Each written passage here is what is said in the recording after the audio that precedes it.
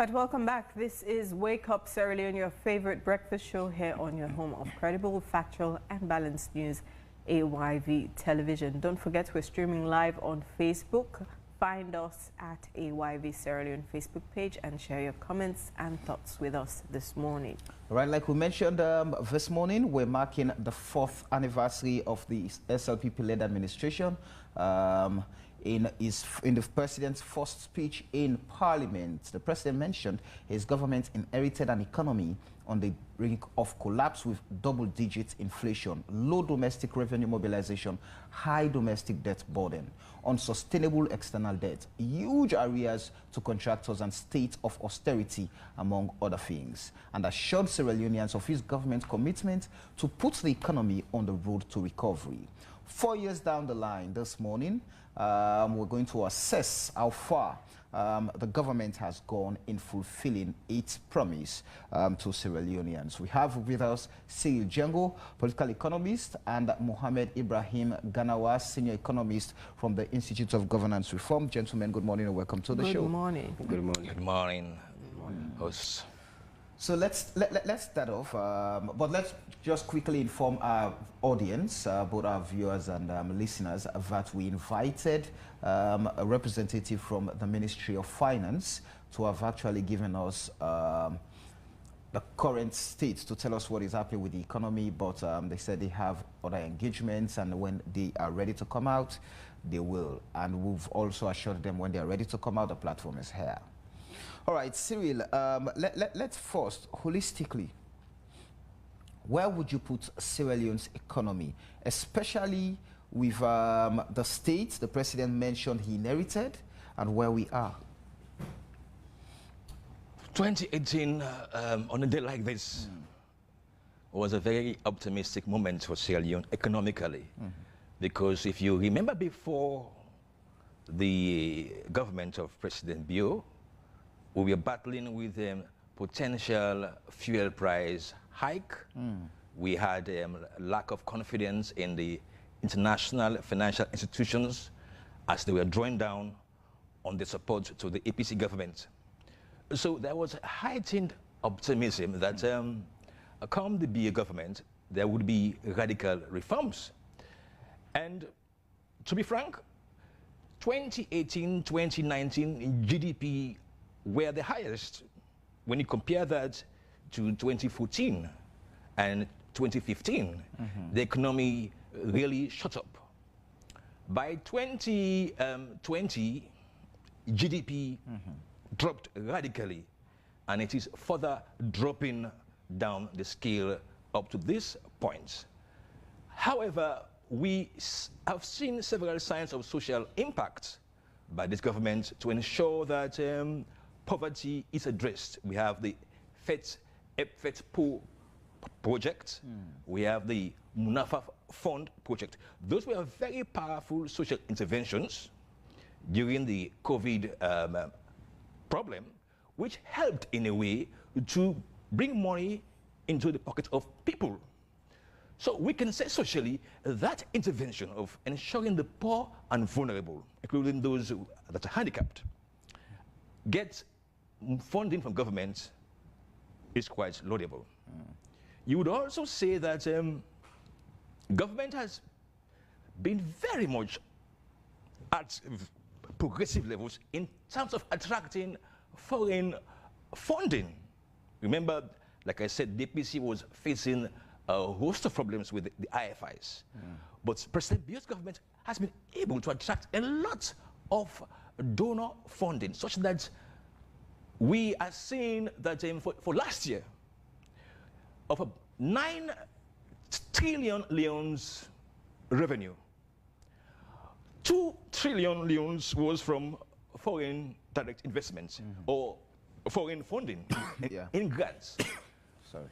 So yes, indeed, that confidence of the international system in Sierra Leone is persisting, because last week you remember that President Bio was also launching a health project worth $60 million, also a grant.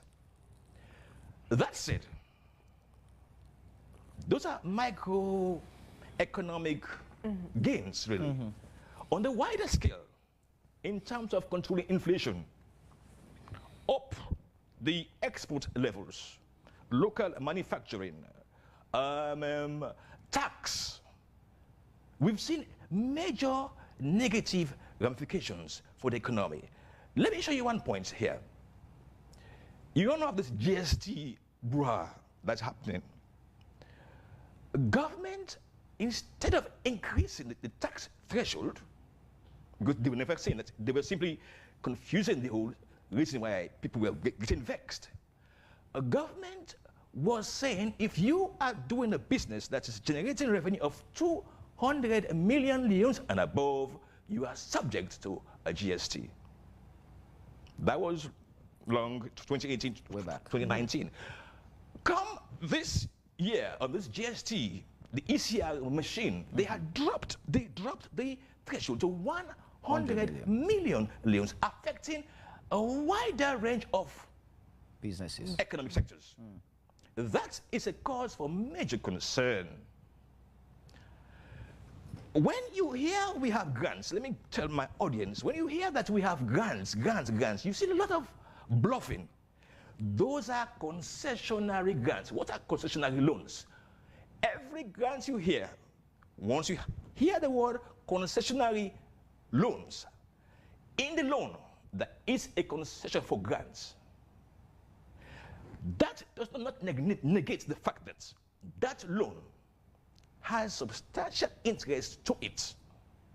The $60 million that has been put for health last week, that was unveiled, has a loan component which we don't know about. So there's no grants whatsoever that is called a grant that has not gotten a loan component to it. So could I just clarify that what you're saying is these international or global organizations that give, funding to certain projects expect the monies to be paid back? Is that what you're saying? All grants for, health projects, education projects, you name it, have a loan component? Is that what you're saying? Now, I am cutting off the bluff on grants now, right now. I am saying whenever you hear boasting that Sierra Leone is getting grants for this and that and that, you ask what loan is that attached to? In other words, if they're giving us $60 million of loan, something of that goes as grants. Now, how much interest are we paying on the loan?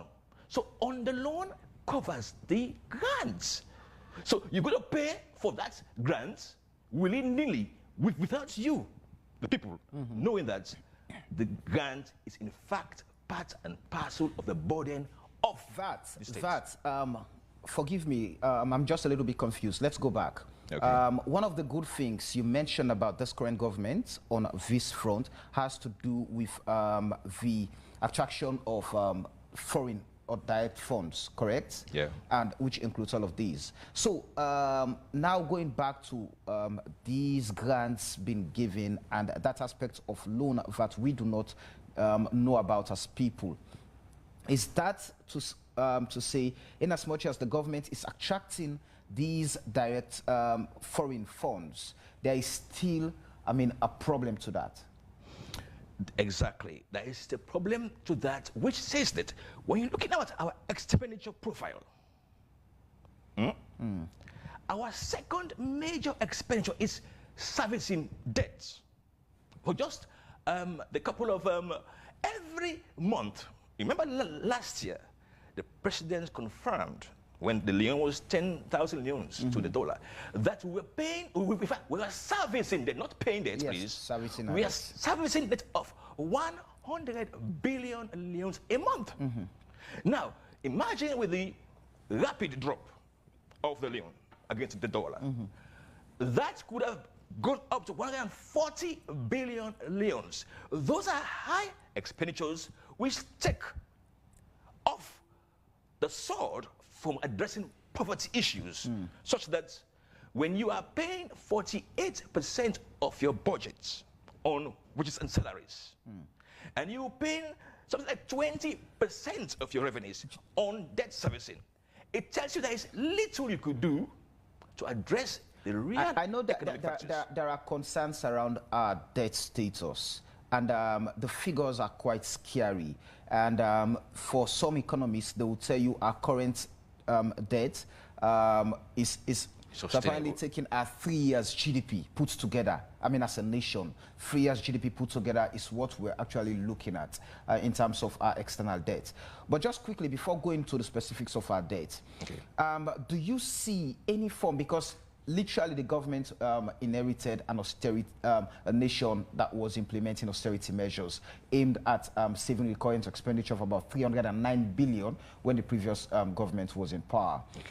And inheriting that status, the government promised fiscal discipline and macroeconomic stability. Now, if we are to assess that fiscal discipline and macroeconomic stability based on the platform they inherited the nation, we saw a situation where overseas traveling were a bit cut down. Offices, public offices were asked not to go out of their conference halls to, hold events and all of that, just as a way of, perhaps other people would say, it's just a continuation of the austerity measures being implemented in a different style. Have we been able to see the restoration of that fiscal discipline and macroeconomic stability? To be frank, Samuel and viewers, we have in fact seen a heightened fiscal indiscipline in one particular sector. While in Ghana, the government is addressing the issue of hardship and is reducing public officers' salaries and emoluments, 2018 has seen a rapid rise in public wages in terms of political appointments.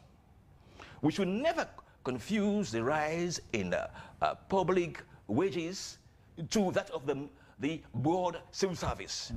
It is largely concentrated among a certain 1% bracket who are responsible for this heightened expenditure on public wages, such that 2015 it was 48% of government expenditure going to wages. 2018 it moved to 58%, and 2021 it is now about 60%.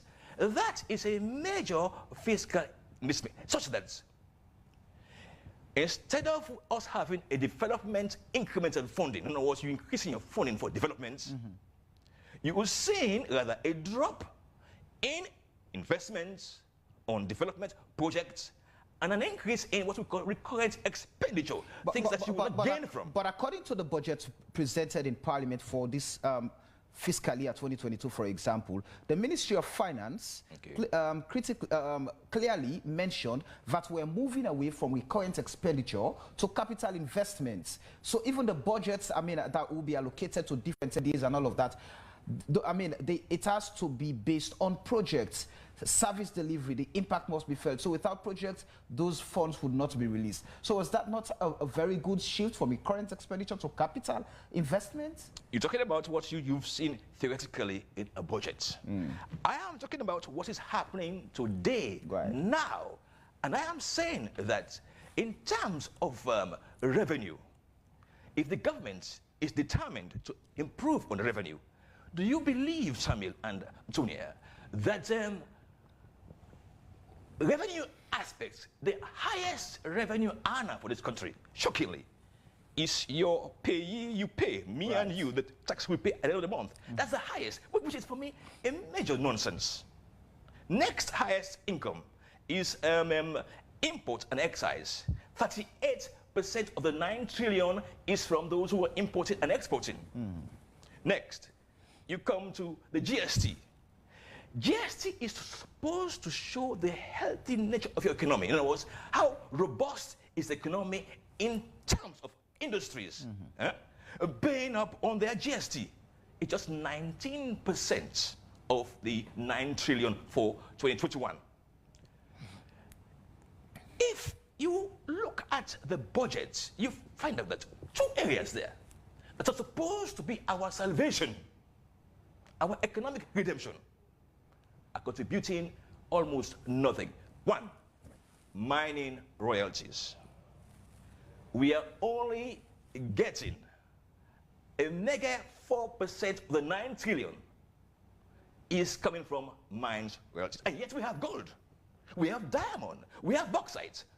What's the mess is that? I'm saying, if you're talking about having a very powerful fiscal discipline and improved revenue, mining is supposed to be top there in generating the funds for this country. Fisheries, quickly. Fisheries, just before you start, fisheries, where we have abundance of fishing resources, it's giving us only 2% of the 9 trillion. So that's a major economic. And that is why I want to bring Mohammed in just quickly as you talk about those sectors. So if you go to the medium-term national development plan, it speaks to the diversification of Sierra Leone's economy. And if you look at the areas or the priority areas, you have agriculture, you have tourism, you have the marine resources, the blue economy.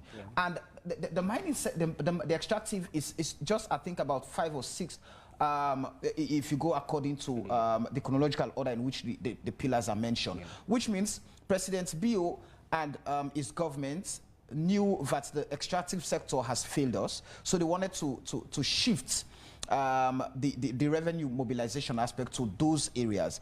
And he even said all political appointees should go to the farm. They should be able to farm. They should be able to produce. And some form of focus was put on on tourism, the fisheries, the blue economy. But has that really helped in diversifying Sierra Leone's economy? Have we diversified at all? Somewhere, diversifying the economy, the way and manner in which the government normally puts it, it's so nice to hear. But when you look at the required impact since the time we said we want to diversify the country's economy, look at agriculture. What is the impact? It's nothing to write home about. You look at the only sector that I will tend to pity a little bit is the tourism sector, because you know that sector, the COVID impacted it negatively, significantly. So as a result, we are not expecting to get the required output from that particular sector in terms of diversifying the economy, because people were not traveling, a whole lot of restrictions here in and here out. So looking at the economy in terms of diversifying, I think there was a time we had an opportunity to diversify the country's economy. I'll go back to 2012, where Sierra Leone was doing extremely well in the extractive industry. You diversify when you are doing well in a particular area, and the funds and the resources that you are having there, that's the time you should think of for diversifying. But what happens is this: everything about us, like you putting all your eggs in one basket. So as a result, we are unable to make use of that opportunity at that particular time, wherein we should have started this entire thing called diversification. But now let's come to the BO-led government. Yes. Now the BO-led government, they say they want to diversify. There are several projects here, in here, out that they are working on, understand? But the challenge that I'm having with the diversification is that the diversification is not being put on a measurement scale, wherein every 6 months we want to see the impact that this particular sector is creating. Or it has, the other way of saying it is that if you have agriculture, you have diversified agriculture, you have diversified the economy to agriculture in order for you to get the required output from agriculture to change the narratives around revenue mobilization. And also looking at what we are spending so much on importation, for example, rice, which is taking over $200 million on an annual basis just on importation, and you are decided to diversify. One, to reduce the pressure on the forex, and two, in order for you to make the sector attractive, to create employment and other opportunities for Sierra Leoneans and other investors. These industries or these sectors should be measured in terms of what their output on a monthly basis, on a quarterly basis, or by annual basis. But that is not what is happening. So you'll observe that if you measure the agricultural sector since the time this government came to power to this date, you'll observe that the impact is so minimal that Sierra Leoneans are not even feeling anything like there is a development in the agricultural sector. You go to the fisheries, like Mr. Jengo rightly mentioned, that's that's a great area for Sierra Leone. It has a huge potential. I was expecting the government, since they want to diversify, to concentrate not just resources, but also making sure that they have the required expertise to man that area, wherein they should be reporting to the office of the president, understand, on a quarterly basis to see the impact that it's creating. So if to say, in summary, the diversification, we are yet to make a headway in diversifying the country's economy. Right.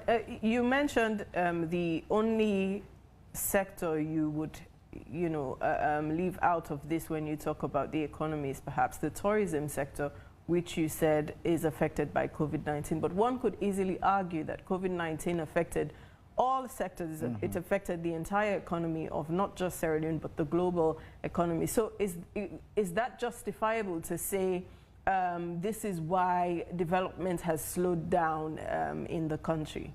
All right, well, the reason why I'm leaving out the tourism industry, before the COVID, they were doing well. They've started doing well. We are seeing some tremendous progress, understand, with regards what they were seeing as a way of diversifying the economy. But with COVID, the reason why I'm leaving them out, tourism do have to do with what's traveling. If people are not traveling, even in Sierra Leone, there were several restrictions. So how can you be able to go out, understand, and get these required services from the tourism sector? Even the hospitality industry, it was hit badly. So as a result, if you want to be fair in analyzing the diversification strides by government, and you should be taking that into cognizance, because the main players, the key players in that particular industry are people that are supposed to be moving from one place to another. Because of these restrictions, people are not traveling. Then you'll notice that there is no way that particular sector is supposed to get what the required output that we're expecting from it. I think that's the reason. There was a time when even inter-district travel was a challenge. Yeah. There were lockdowns, and it's possible that this also affected different sectors in the country. The question then is, I mean, if you look at reports coming from these global organizations, they have said that COVID-19 affected the global economy. And for Sierra Leone, the World Bank is saying the GDP per capita dropped by 4% due to COVID-19. So the question is it justifiable for the government to say, because of COVID-19, we have not been able to achieve A, B, C? All right. I think in giving an objective assessment, COVID was in 2020, and the government started their regime in 2018, April. So, like for the agricultural sector, the reason why I will not pity the agricultural sector and I will not leave them out, even though COVID naturally disturbs everything. The economic activities, the supply chain, everything was what disrupted because of what COVID. But if you should have started in the right trajectory, even with COVID coming in, the negative impact should have not been so much, because we are not looking at a situation where you assume power today and we have COVID today. If that is the case, then I believe there should have been no need for us to be even discussing some of these things that we are discussing. You are in governance before, and you already have a platform. You notice that before coming into governance, you know that you are meeting a government that an economy that is in austerity, which means the economy is in bad shape. The basic macroeconomic fundamental variables, we are misbehaving. So as a result, you already know you have a system of coming on board to solve these problems. So if you are coming, understand, all in all things constant, we are expecting you to start putting these things in place. So like the agricultural sector, even though there were movement restrictions inter-district, let's say if it was really up and running, if you are in that particular, you'll be doing your work whilst, but for the tourism sector now, you cannot be moving from that place to this place. That's what I'm saying here in essence. So looking at it generally, COVID disturbs, but the actual impact, understand, should not be levied only on COVID. We have other ways and manner in which things should have been done. And again, another thing that I notice here is the country, the politics are so polarized to a level wherein there is no way you can be able to do things involving even oppositions. Because the required human capacity in this country is so small. So if you choose to divide Sierra Leone, SLPP, APC, you'll observe that at the end of the day, when one government is in control, the required capacity to change the narratives around will be what? Very small. And that is what I'm seeing in Sierra Leone. So Mohammed, let's one of the things the president mentioned and was aware of before assuming office has to do with the huge debts the nation had before him taking up office. And now, for you, the economists, you've put it at Sierra Leone's current debt status is at about 3.9 trillion, which is way, way more than what he inherited. And that alone is a crisis to the country's economy. Yeah. So servicing or paying off that debt, we're now seeing campaigns by some civil society activists and the Ministry of Finance calling for debt cancellation. Yeah. But looking at that, is it justifiable in current Sierra Leone's economy, the 3.9 trillion leones debt? Debt is not a bad thing. That is one thing that we need to understand. Right. It was rather unfortunate that when we are in campaigns, people will want to say things in order for them to outcompete others so that they will come to governance. Right. So people were seeing debt as something that is really, really bad. It is not really bad, but it depends on the purpose for which you are taking this loan. So now, if you, what Django mentioned, you'll observe that our debt servicing is so huge. Most of what is generated as domestic revenue is being transferred in the form of what debt financing. So it is so significant. But government, because they cannot be able to generate the required money to undertake developmental projects, for which I have a concern, because most of what is happening, you'll observe that over the years, most of the capital expenditure projects, are so small compared to what have been utilized in the current expenditure component of all the budget. So you'll observe that because they cannot generate so much, and what they are generating is mostly utilized in servicing this debt, they have no option. They have to go in for debt. Because you cannot run a state without you having what the required funds or finances to run the state. So they have to go in for what? Debt. But now, the debts that they are going in for, I think one mistake that the Ministry of Finance is doing is this. You know, there should be public education on this debt situation.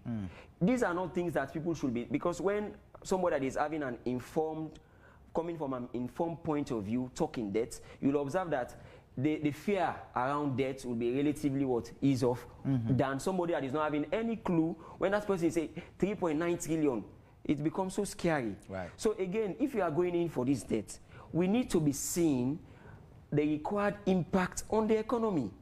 But that is the challenge with Sierra Leoneans now, that now this is the 4th year in governance.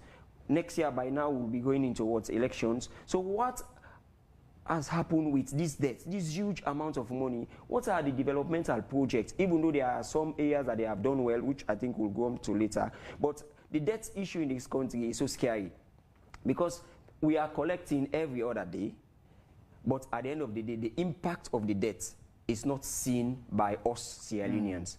Even if it is seen, it is so small that people are always going with the concept or notion that these debts that we are collecting, as a nation, we are not utilizing it for developmental projects. Rather, we are utilizing it for other activities. You know, yes, go ahead. Something. Like you said, and rightly so, debt is not a bad thing. Yeah. But for Sierra Leone, let me show you why it's terrible. It's terrible because when you are accumulating debts, you should have a stronger currency which makes your payments plan quite predictable. If you take in a debt at 10,000 leones to the dollar, that 10,000 leones value has to still be there for a long time. So if you took $100 million at 10,000 leones a dollar... I know you want to talk about the depreciation of the leones. Can I just quickly hold you there? It's quarter to the hour 9. We'll come to that. It's quarter to the hour 9.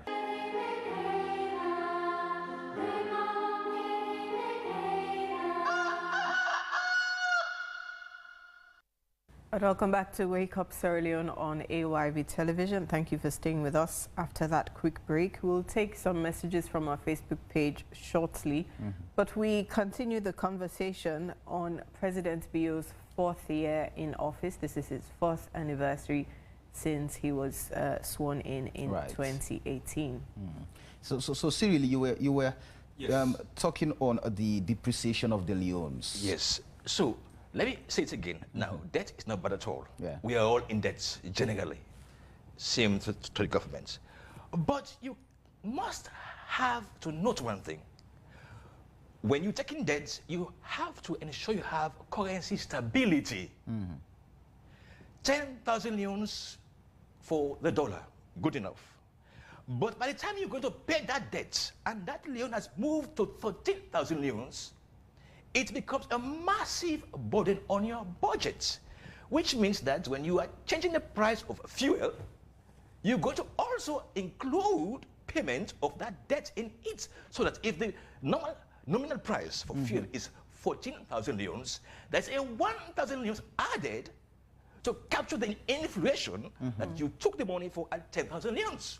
So, government has failed in one sector, which for me I thought was a key area that could have made an impact. Which sector is that? that? That is in stabilizing the leone.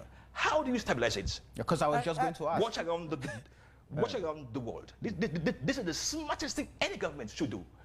When you peg your debt to the dollar, it is a major problem. Because in Sierra Leone, one man wakes up this Monday morning and announces dollar has gone to 14.5. In Nigeria, in Ghana, and elsewhere, there's a stock exchange, which means that there's no individual, no cartel that determines your foreign exchange. In Sierra Leone, it is one man or a cartel that sits and says, perhaps let's penalize the government. Let's show them that we are going to, they fix the prices of the dollar. What do? Instead of you having a foreign reserve and you having gold as a natural resources, you use your leones to show up your currency such that you buy your own gold.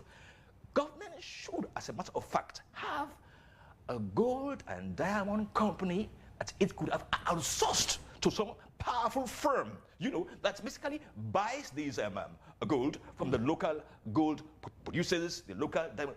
And then, once you want to gain forex, you don't go for loans, you don't push up the value of the dollar, you simply sell your gold, you simply sell your diamonds.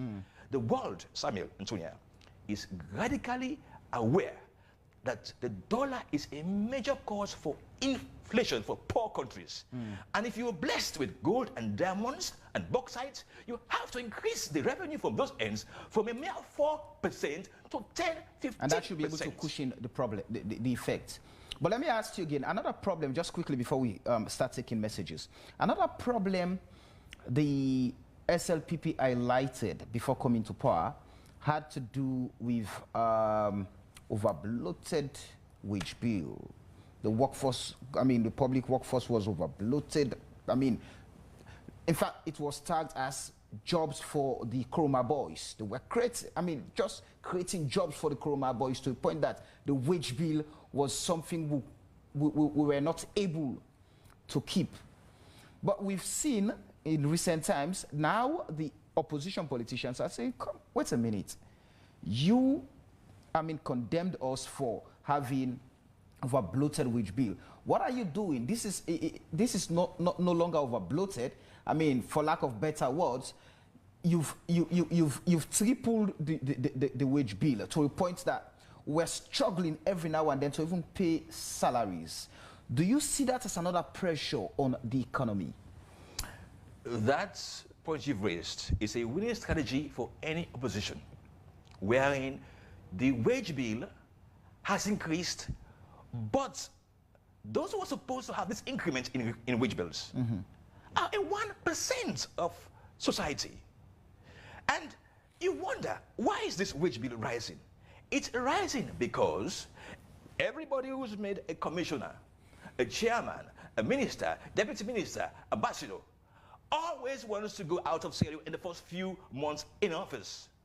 where are you getting the forex from? Of course, it's from the reserves. And one way government could have, you know, could have balanced this expenditure on wages is that $37 million rice project launched by His Excellency, I think 2020, wherein the result should be now, because like we are all hearing, wheat price is going up because Russia and Ukraine rice price.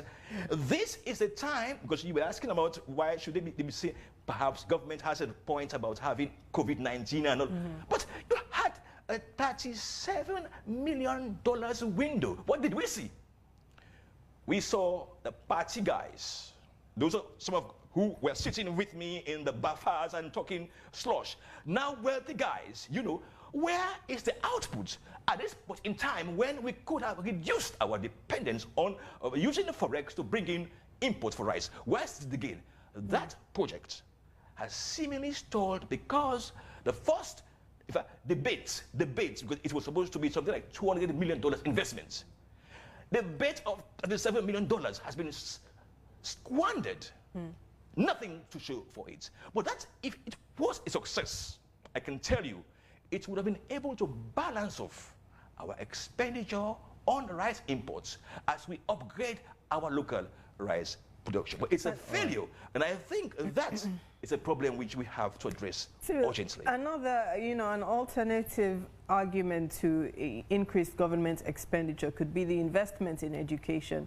The government has hired over 4,000 teachers in the past couple of years. Those teachers need to be paid. Nurses, doctors. So is that also justification? Salary increment for teachers, security personnel, as lecturers, 50%. But now, let me go back to the Minister of Finance figures there. You have their economic review. 27% of revenue is spent merely on, I'm combining, education, sports, social services, and health.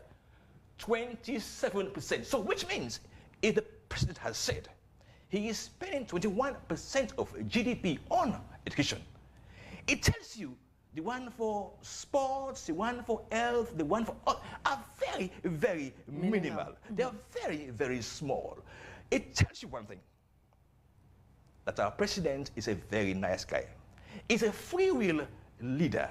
He's not the one who dictates policies. He's not the one who says, I have an idea, let's go this way. Last week, what did we see? Friday, was it? For the first time, he was calling the business sector to engage them. And he was saying it was nice for these things to be happening regularly. For me, I was vexed. I was vexed because every single quarter, the executive should be seeing the business sector. Let me show you one thing. The bank governor, when he met with the dollar guys, the forex guys, we saw the longest stability in the leone. So we should have a president, really, who should be forceful, who should be dictating what he wants, who should be out there in the market checking. Because he said, and I can tell you that I had the interview and the press conference there, he said, much of what the business sectors were saying were strange news to him. That was a slap in the face to me, because we have to be there. We have to be there to ensure that cabinet papers are actual products on the ground.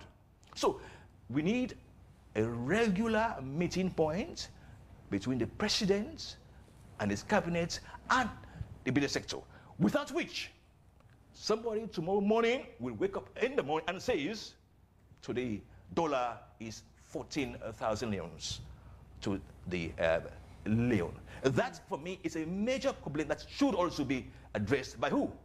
The president and his cabinet, to ensure we have a systematic and computerized way of having dollar rises. But when we continue in this country to have a cartel, moving the 10,000 leones to $1, just about in last year, November, and moving it gradually, it tells you somebody there is also there trying to, well, sabotage not only the government, but also the economy of this country. All right, stay with us. Let's run through a few messages. Ronald Johnson is saying the government promised diversification of state resources. That is, more money is put into other sectors like agriculture, manufacturing, etc. Where is the money from mining, fishing, timber logging? Unfortunately, no member from the government are available to respond. This shows how they respect their electorates on such a pressing issue facing millions of Sierra Leoneans. Right? Belgium banks senior say no politician in Sierra Leone love that country. 5% of our politicians are from USA or Europe. They know how the system works. All right. All right. Happy birthday to you, Afotoka. The Pauper government inherited resuscitation economy 4 years ago, they claimed. And now they have put our economy in a coma stage. Can't breathe life into our economy. They've pulled the plug, sending our economy to the grave. Lamin P. Albert is saying, Michael John is saying, but the president says he has done all his agenda, his manifesto's promises, and even do more than that. So by saying COVID, okay, that's not too clear. But it's 9 a.m. in our studios clock. We still have with us Cyril Django, an economist, and we still have Mohammed from another economist from the Institute of Governance Reform, IGR. I've just gone through a few messages on Facebook, and our viewers are a little concerned with the current realities on ground. Talking about the economy. So as at now, at this point, Mohammed, what should be the informative way forward to solving some of these problems within the economic sector? Categorize all the problems in the economy into 4 categories.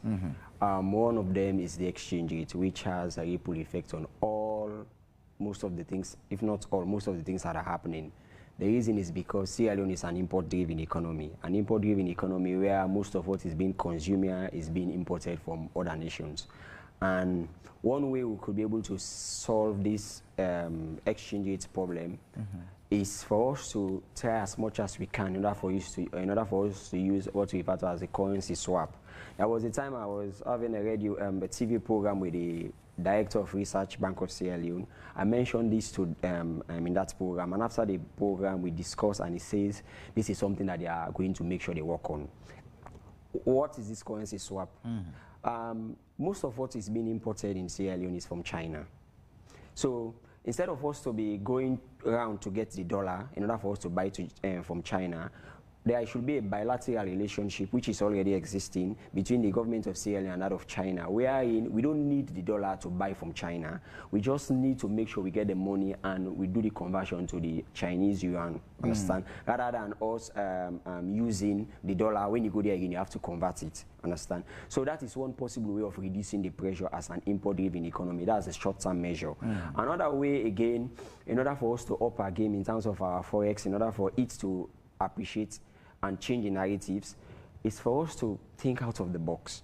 This traditional way of thinking of solving this exchange rate problem is not working. We've tried it over and over. We auction. At the end of the day, just 1, 2, 3 days, and it goes up back. So what I think we need to do, the central bank should think of investing in international stock exchange markets, wherein we should not just be focusing on what is happening here, because our transactions are being done in Leones, in Sierra Leone, and we need forex. And if we need this forex, we should be investing in what other nations in terms of what stock exchange, which Django rightly mentioned. The stock exchange market, understand, is an opportunity for us to also be getting what forex reserve, instead of us just concentrating on the manufacturing sector, the goods and service, which is happening here. Another way, again, we could help in solving this problem is for us to have serious investment like it's been done in the US. I have my paper on redenomination, which is out in order for us to improve on our country's currency. In that article, the last section, I had to put emphasis on uniform investment. When you go to the US, when you talk of Texas, each state is having a strong role, understand, in terms of what investment. So we can also replicate that to Sierra Leone. In Sierra Leone, we have districts that are good at a particular thing. So government should, because that will also serve as a way of improving what productivity. If we are looking at McKinney, we say now McKinney, let's concentrate here the district on this particular Bombalidi, let's concentrate on rice production. So everything about rice production is going to be centered in that direction. So at the end of the day, you'll observe that if districts are being specialized in producing certain things, at the end of the day, you'll observe that it's going to be a competition, and government should up its game in terms of monitoring and evaluation, which is really lacking in this part of the world. Understand? That is for the area of what the exchanges. There are several. Because of time, let me just... and another area, again, is for us to also concentrate on our balance of payment. The balance of payment looks at our export and import. You know, in Sierra Leone, it will surprise you to know that even toothpick we import. So at the end of the day, when you look at the trade balance, it's over $785 million from what is being exported, the difference from what is being exported and what is being imported. So as a nation, we should be thinking of now entering into what we refer to as import substitution strategies. You know, government, I know it's not easy for you to be able to fix up all of these things. That is why you have short-term, medium-term, and long-term strategies that you are supposed to utilize in changing the narratives around what's the economy. So if we can concentrate on making sure we identify local entrepreneurs that are having the required potential, and you make sure these entrepreneurs are being monitored, because you don't just give them the resources and you leave them, which is happening in Sierra Leone. We give Samuel the resources and we leave Samuel. Samuel will choose to do whatever he wants to do with it. So if we have a system where we identify these potential entrepreneurs that are having the required skills and the expertise, in order for them to undertake certain projects, in making sure some of these things that we are importing now should be produced in Sierra Leone, then you'll observe that naturally, as time goes by, you'll start seeing the required impact on the economy. And if that happens, you'll see that there is going to be reduced pressure. Because for Sierra Leone, our major problem, this will not change. Despite the fine talks that will be given to us by the politicians, the narrative will not change. I keep on saying it. Before election, I was telling friends, understand, that this narrative will not change if certain actions are not taking place. Most of what is being done is cosmetic policies, wherein we try to make fine words out of these things, and you see the actual impact is not being felt because it is not being done in accordance to what we refer to as development in actual sense. And another thing again that will be interesting for us as a country to really focus on is for us to make sure we up our game in the financial sector. In Sierra Leone, so many people are not even aware of investment in the financial sector. Poor level of education in that area. You know, when somebody do have a resources now, you want to focus on opening a boutique. The returns on that particular line will be minimal. So we should be thinking of focusing our investment also in the financial sector. What is happening in the UK, they don't produce as other nations are producing, but they have a very good economy because the financial sector is top-notch in terms of what's investment.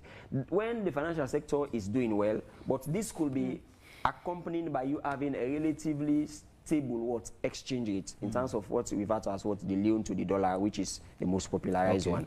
So looking at these things and several other solutions, understand, I think this is where we should move. We throw the question over to Cyril Jengo. To summarize, if you were to assess what progress has been made, or to even rate the government on the promises it made before coming to power and now 4 years on, how would you rate the successes so far, if any? I do give generous marks, you know. So if you're giving me the privilege to rate the government, you're the lecturer. A, B, C, D, and E, F. I'm going to tick F because we're talking about before COVID, whatever, during COVID, and now the Ukraine war. But we still had problems with water supply before COVID and the Ukraine war. Power supply. And power supply alone tells you that we are not even having a sustainable power project. So, Tonya, A, B, C, D, E, F, I'm picking F because we should expect the president, because he spoke to us on Friday, to come out with the solutions. I don't have any more solutions. Mohammed here, let me call you doctor, because I think Dr. is rampant. Dr. Mohammed here has given us solid solutions. We hope not from the we now expect we now expect the president, who has listened to the business sector, with his trade minister, his finance minister, to come out now this week to tell us what are the ameliorative measures, the cushioning measures he has in place to salvage this economy. That's nothing more, nothing less. Well, thank you so much for your time here on Wake Up Sierra Leone.